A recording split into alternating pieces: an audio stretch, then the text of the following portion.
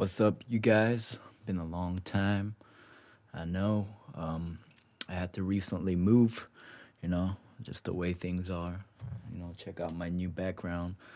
You guys, if you guys didn't know, I'm gonna go to school again soon in the U.S. So prepare not to see my tutorials for a while. But I'll be back. Don't worry. All right. So this time around, we're gonna do a tutorial on bit crushing drums and how to use them. Okay. So for my first excerpt, I got this beat right here.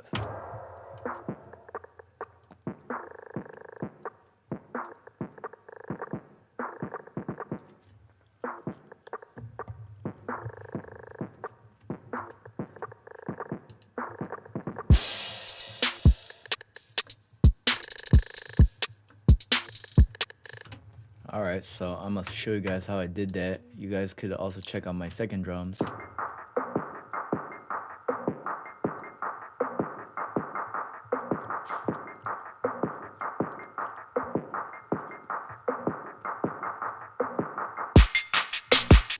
All right, coolio, coolio, coolio. All right, so how I did this is, you guys go here. First of all, I got this Fruity Squeeze. A lot of people just ignore this again straight away. What Fruity Squeeze does is it bit crushes your stuff. If you guys don't know what bit crushing is, it's basically reducing the bit depth, so it adds a lot more noise to it.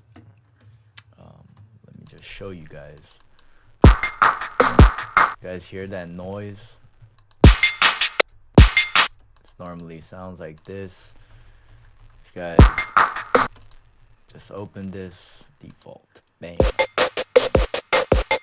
Okay. Basically, all the things are pretty self-explanatory. Mix is the dry and wet. Gain is how much gain you want. And there's a filter right here, squarize. This like how much you're making it step. This like the maximum amount of sample reduction. This as well. And this is the relationship between the preserve and the impact.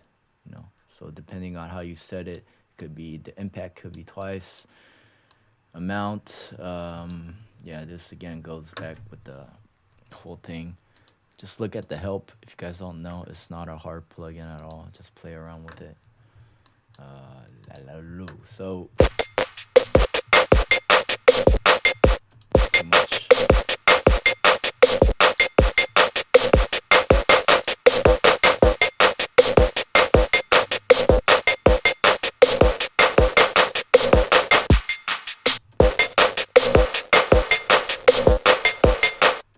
Then I got some reverb, I got some reverb. The reason I added reverb is to make it more,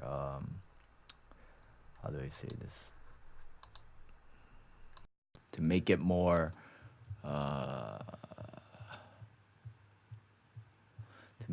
loose. That's the reason I added reverb to it, so.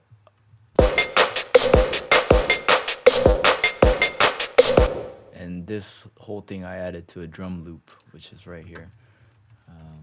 If you guys wondering what drum loop I'm using the Prime Loop's Ultimate Trap Producer. Yes. Just so you guys know, I don't really use drum loops normally in my producing. I just make it my own. Then I put a limiter so that it squashes it, makes it more dense and sound compressed, so that it sounds very even and unnatural. That's the sound I'm looking for, not natural. And then finally, I've added the EQ where I, sort of low pass and high pass both of it, just to bring out the middle. Okay.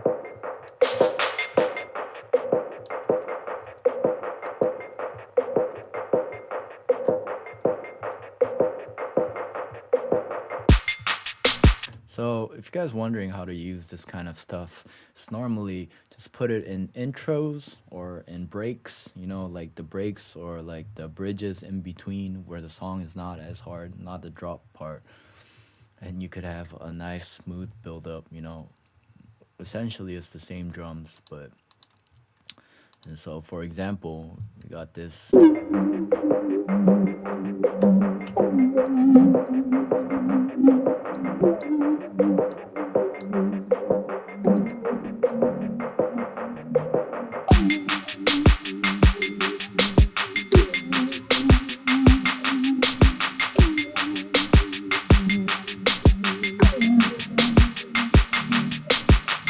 like that. All right.